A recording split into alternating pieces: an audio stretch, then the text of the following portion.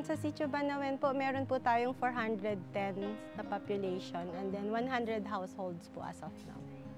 Ang hanap buhay nila dito ay pagsasaka at saka pangingisda. Kami po ay madalas na nag-iigib galing sa sapa. Ako po ang nag-iigib at dahil nag-aaral yung mga anak ko. Karaniwan dito, ang source ng water namin ay galing mismo sa falls. Sa Sitio Banawen, so ang kanilang water source is, meron po kasi sila doon bukal, so parang falls. Doon po sila nagko-connect ng hose. So yung water po pinapadaan nila sa hose and then nagko-connect na lang po yung bawat bahay ng hose po nila para meron po silang access ng tubig. So mostly po yung nagkukan po ng water doon, nag-iipon is yung mga nanay. Kasi po sila yung nagluluto, naglalaba. So yun po yung nila, routine po nila doon sa Sitio Banawen. Bali, from sa Barangay Maloma, magta-travel kami pamagitan ng tricycle. Siguro mga 20 minutes, mga ganun. Kasi hindi naman maganda yung daan. Then, yung susunod dito sa Sagpat, sasakay na kami ng kariton.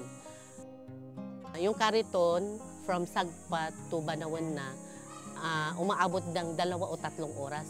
Kasi depende doon sa kalabaw. Lalo na yung panahon ngayon, mainit, yung kalabaw ang susuko, hindi kami.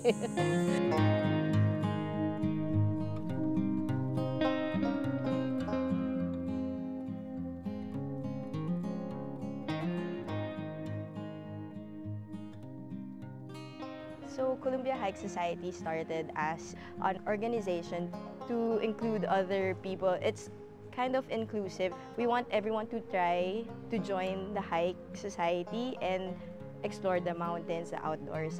With Waves for Water, that's why we joined here. It's not just for the sake of hiking. We want it to have a purpose. So we want to help a community, not just this community.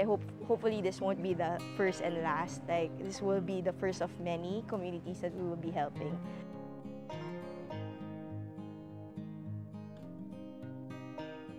We're in Zambales to distribute these filtration systems. Them not having access to clean water is a little alarming, and it's really sad as a mother because it's a basic necessity.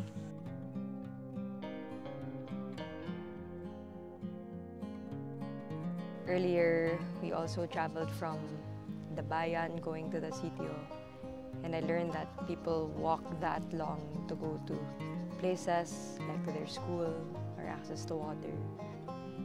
Unlike us, when I say us, who live in the cities, 3 steps, 10 steps, meron na tayong clean water access. And sila, if they go to the Sapa, it's not even sure if it's clean or not.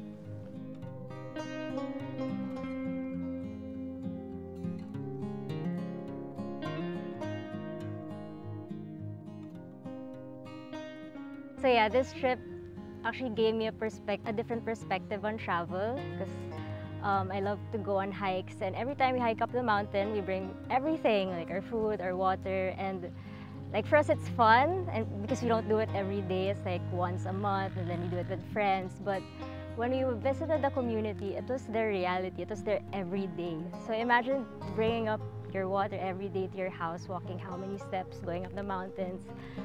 It's hard, and especially if you're a woman. Ay, bilang isang nanay po, napakahalaga po kasi yung access sa malinis na tubig. Dahil ang tubig po ay buhay din po natin yon bilang tao.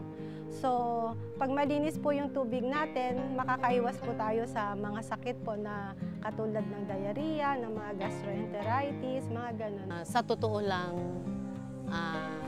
ito yung naging permanent na trabaho ko since matagal na akong nakapasa. Dito ako na permanent. So nagpapasalamat ako kasi nakatulong ako sa mga bata na kung saan talagang nangangailangan. If you're a woman, you go through like the stages of like getting your period, and then when you grow up, you get pregnant, give birth. And so when we visited the community, it was interesting to hear stories of different women.